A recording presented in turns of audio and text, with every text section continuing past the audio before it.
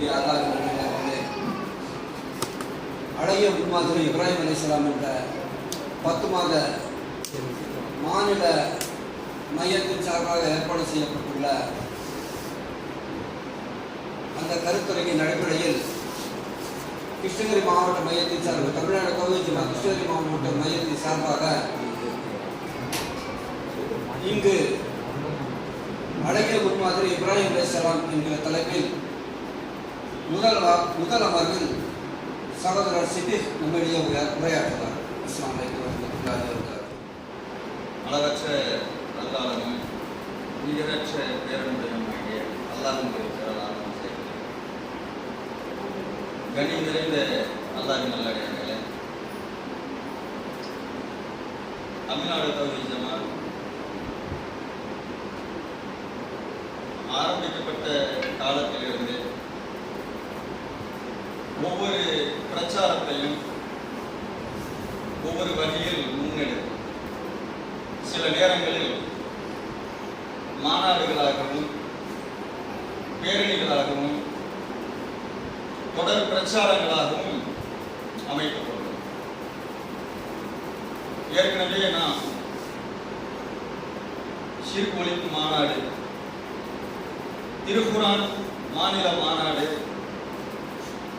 முஹம்மது ரசூலுல்லாஹ் மாவட்ட அளவிலான மாநாடுகள், அதற்கு அடுத்தபடியாக பிதத் ஒழிப்பு மாநாடு, இப்படி ஒவ்வொரு அஜெண்டாவையும் கையில் எடுத்து இணை வைப்பில் மூழ்கி இருக்கக்கூடிய மக்களிடத்தில் ஏகத்துவத்தை எடுத்துரைப்பது மட்டுமே குறிக்கோளாக கொண்டு அதன் அடிப்படையில் அந்த ஒரு வருட காலமும் பிரச்சாரங்களை நோட்டீஸ்கள் வாயிலாகவும் போஸ்டர்கள் வாயிலாகவும் மெகாஃபோன், தெருமுனை பிரச்சாரம், பெண்கள் பயான், தனிநபர் தாவா என்கின்ற ஒவ்வொரு வகையிலும் தனது பிரச்சார களத்தை அமைத்துக் கொள்ளும். அதன் அடிப்படையில் இந்த வருடம் அழகிய முன்மாதிரி இப்ராஹிம் நபி ஒட்டுமொத்த சமுதாயத்திற்கும் ஏகத்துவத்தின் தந்தை என்று அறியப்பட்ட இப்ராஹிம் அலைஹிஸ்ஸலாம் அவர்களுடைய பெயரில் தொடர்ந்து 10 மாத காலத்திற்கு பிரச்சார களத்தை அமைத்துக் கொள்ள வேண்டும். அதன் அடிப்படையில் நமது கிருஷ்ணகிரி மாவட்டத்தில் இந்த பிரச்சாரத்தை துரிதப்படுத்துவதற்காக செயல் வீரர்கள் மற்றும் வீராங்கனைகள் கூட்டம் அமைக்கப்பட்டிருக்கிறது. அதில் நமக்கு கொடுக்கப்பட்டிருக்கக்கூடிய தலைப்பு கொள்கையை பின்பற்றுவோம். அனைவருமே இங்கு வந்திருக்கக்கூடிய அனைவருமே ஏகத்துவத்தை ஏற்றுக்கொண்டிருக்கிறோம். ஓரிரை கொள்கைகள் தான் இருக்கிறோம். வஹி என்கின்ற அந்த இறை செய்தியை ஏற்றவர்களாக இருக்கிறோம். அல்லாஹ்வை மட்டுமே இறைவனாக ஏற்று அவனுக்கு மட்டுமே வழிபடக்கூடியவர்களாக இருக்கிறோம். அதே நேரத்தில் நாம் இருக்கக்கூடிய பகுதிகளில் சர்வசாதாரணமாக பார்த்து வருகிறோம். அல்லாஹ்வை மட்டுமே ஏற்றுக்கொண்டிருக்கக்கூடிய வணக்கத்துக்குரிய அவன் மாத்திரம்தான் என்று ஏற்றுக்கொண்டிருக்கக்கூடிய இந்த மார்க்கத்தில் ஷியாக்களுடைய கலாச்சாரத்தை தங்களையும் அறியாமல் அந்த கலாச்சாரத்தில் மூழ்கி இருக்கக்கூடிய முஸ்லிம் பெயர் தாங்கிகளாக இருக்கக்கூடியவர்களையும் நாம் பார்க்கிறோம். வணக்கத்துக்குரிய அல்லாஹ் மாத்திரம்தான் அந்த கொள்கைக்கு நேர் எதிராக யாரிடத்திலும் பிரார்த்தனை செய்யலாம், மற்றவர்களும் செவியேற்பார்கள், எங்களுக்கு பதிலளிப்பார்கள் என்கின்ற கருத்தில் அந்த அசத்தியத்திலும் உறுதியாக இருக்கக்கூடிய மக்களை நாம் பார்த்து வருகிறோம். அதிகமான மக்களை நம்ம பார்க்கிறோம் இல்ல, தர்காவிற்கு செல்லக்கூடிய மக்களை நம்ம பார்க்கிறோம். இறந்து போனவர்களை அடக்கம் செய்து அந்த இடத்தில் அவர்களை அவருடைய மன்னர்களின் மீது உயர்த்தி கட்டி திருவிழா கோலங்கள் காணப்படக்கூடிய இடங்களாக இருக்கக்கூடிய காட்சிகளை எல்லாம் நாம் பார்க்கிறோம். அப்படி தர்காவில் சென்று அந்த மன்னரைகளை வணங்கக்கூடிய மக்களை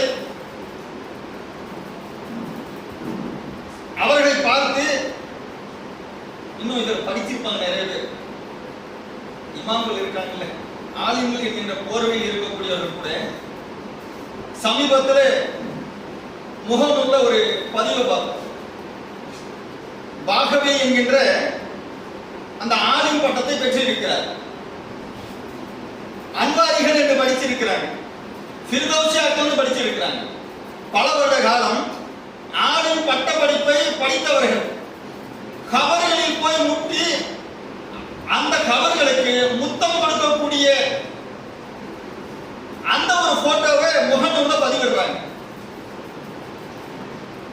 இவர்கள் எல்லாம் அறிவை அடகு வைத்தவர்கள், அல்லாஹ்விற்கு நிரந்தரமான ஒரு இணை ஏற்படுத்தக்கூடிய ஒரு செயலை செய்துவிட்டு,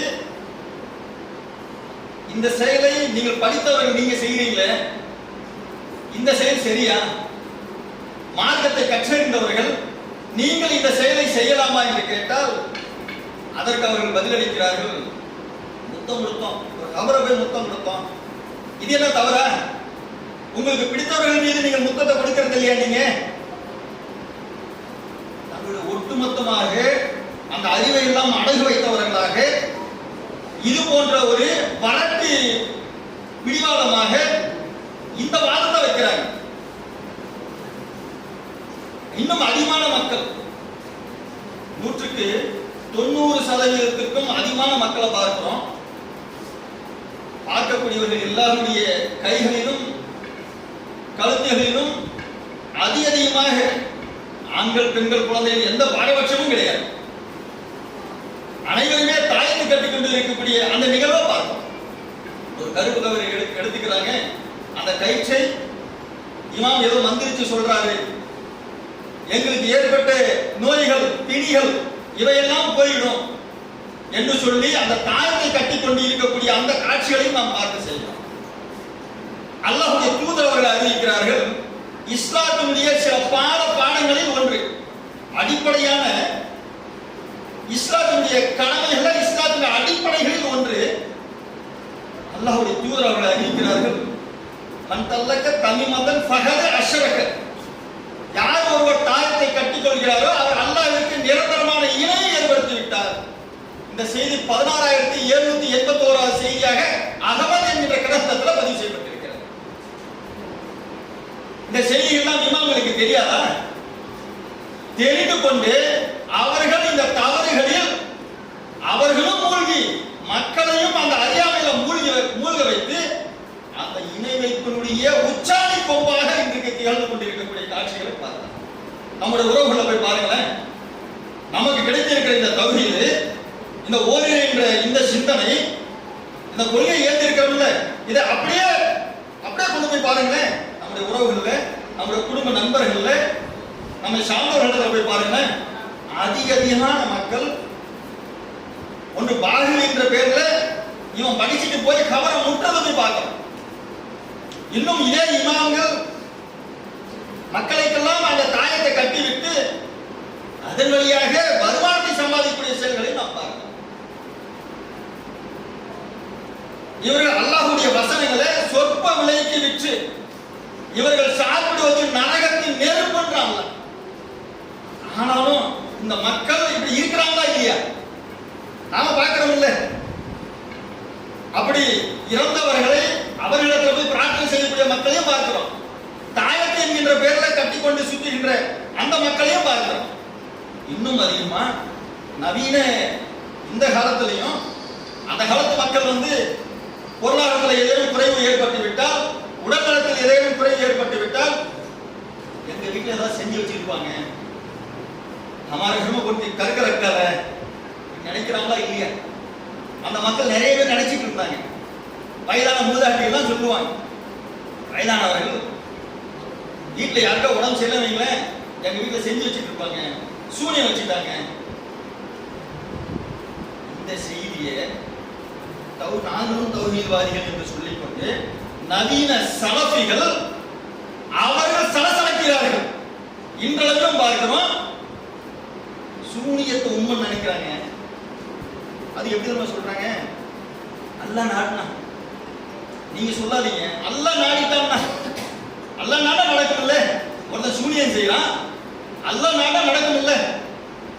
இஸ்லாத்தினுடைய மிகவும் ரொம்ப பேசிக்.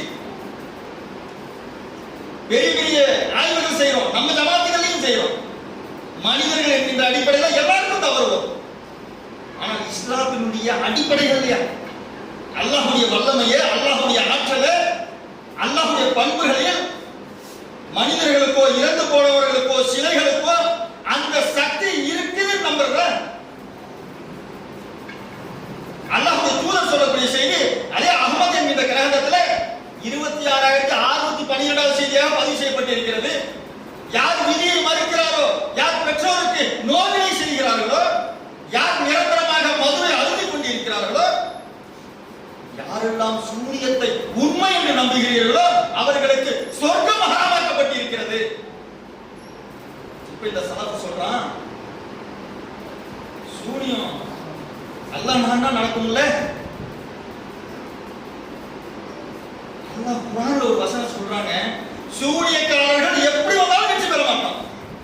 நீ எப்படி வேணாலும் வா, எந்த வகையில வேண்டாலும் வா. அந்த காலத்துல நடந்தது, இப்ப வேணா நடக்காதுங்க. அப்ப அல்லாஹ் நாடினான், இப்ப நாடலைங்க. இப்பொழுதும் மக்கள் சலஃப்கள் மாத்திரமல்ல, நம்மை சுற்றியுள்ள மக்கள் அனைவருமே பெரும்பாலான மக்கள் தர்காவுக்கு போறது, தாயத்தை கட்டுறது, சூரியத்தை நம்புறது, எங்களுக்கு எல்லாம் செஞ்சு வச்சிருப்பாங்க. அல்லாஹ்வுடைய வல்லமையை அனைத்து பொருட்களின் மீதும், இறந்தவர்கள் மீது வைக்கிறான், ஒரு கயிற்றின் மீது வைக்கிறான். இதெல்லாம் பார்க்கிறோம் இல்ல. இப்ப நினைச்சு பாருங்க, நமக்கு ஒரு கொள்கை அல்லாஹ் கொடுத்திருக்கான், இந்த ஓரிரை கொள்கை கொடுத்திருக்கிறான். அதில் நாம் உறுதியாக நிற்க வேண்டும். யாருக்குமே சில நபிமார்களுடைய மனைவிகளுக்கு அவர்களுக்கு கிடைக்காத இந்த ஓரிரை கொள்கை அல்லாஹ் கொடுத்திருக்கிறான். சில நபிமாருடைய பிள்ளைகளுக்கு கிடைக்காதது, அல்லாஹ்வுடைய தூதருடைய வளர்ப்பு தந்தைக்கு கிடைக்காத இந்த ஓரிரை கொள்கையை அல்லாஹ் நமக்கு கொடுத்திருக்கிறான். நம்மை எவ்வளவு சிறப்பிற்குரியவர்களாக, நம்மை பாக்கியம் பொருந்தியவர்களாக நம்மை ஆக்கியிருக்கிறானே. இந்த விஷயத்துல மிகப்பெரிய பாக்கியசாலிகள் தானே நம்ம. அப்படி கிடைத்திருக்கக்கூடிய இந்த செய்தியை, இந்த ஓரிரை கொள்கையை, இதில் நாம் எப்படி உறுதியாக நிற்பது, இதை எப்படி நாம் பின்பற்றுவது, கடைசி வரை எப்படி அதில் நாம் உறுதியாக நிற்க வேண்டும் என்கின்ற அந்த செய்தியை அல்லாஹ்வுடைய தூதர் அவர்களுக்கு இறை செய்தி வந்து சில மாத காலங்கள் அல்லாஹ் சுப்ஹானஹு வ தஆலா ஒரு செய்தியை சொல்லி காட்டுறார். யா அய்யுஹல் முத்தகீன், தூங்கிக் கொண்டிருப்பவரே எழுந்திரீங்க.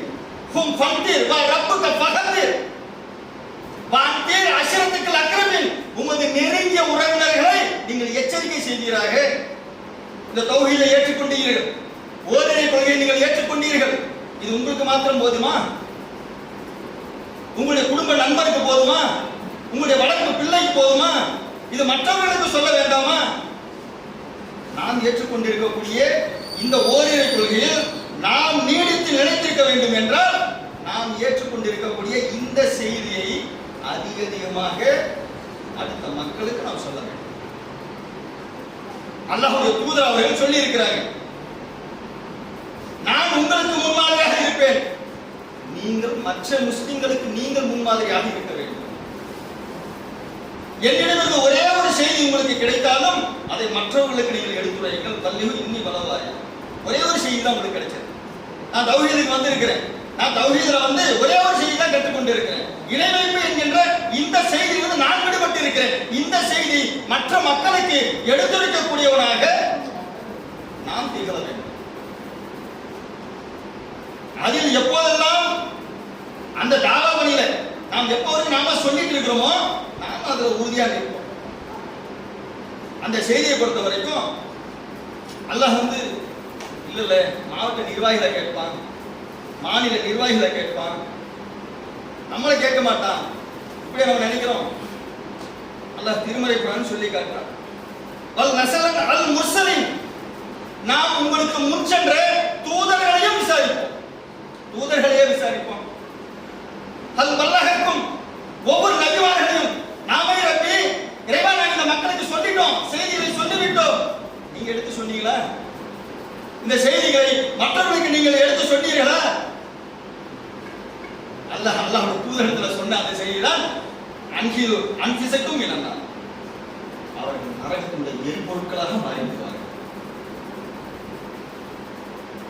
ஆகியால் அன்புள்ள சகோதரர்களே சகோதரிகளே, நாம் ஏற்றுக்கொண்டிருக்கக்கூடிய இந்த செய்தியை மற்ற மக்களுக்கு சொல்லுவதற்கு நாம் கடமைப்பட்டிருக்கிறோம். இறைவன் திருமதி குர்ஆன் சொல்லி காட்டுகிறான், ஹஸிபன்னாஸ், மக்களை நீங்க என்ன நினைச்சிட்டு இருக்கிறீங்க?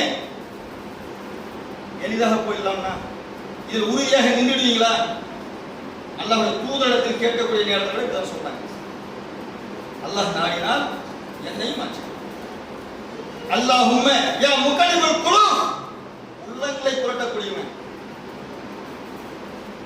நாம் இதே மார்க்கத்தில் நாம் நீடித்து நிலைத்திருக்க வேண்டும் என்றால் இந்த கொள்கையை நாம் ஏற்றுக்கொண்டிருக்கக்கூடிய இந்த கொள்கையில் நாம் நீடித்து நிலைத்திருக்க வேண்டும் என்றால் இதிலேயே இந்த ஈமானோடு வாழ்ந்து இந்த ஈமானோடே நாமும் மரணிக்க வேண்டும் என்றால் நாம் ஏற்றுக்கொண்டிருக்கக்கூடிய இந்த செய்தியை மற்ற மக்களுக்கும் எடுத்து சொல்லக்கூடியவர்களாக நாம் இருக்க வேண்டும் என்று சொல்லி எனது உரை நிறைவு செய்கிறேன். அடுத்ததாக சகோதரர் சி.வி. இம்ரான் அவர்கள் உங்களுக்கு சில செய்திகளையும் சொல்லி உரையாற்றுவார்.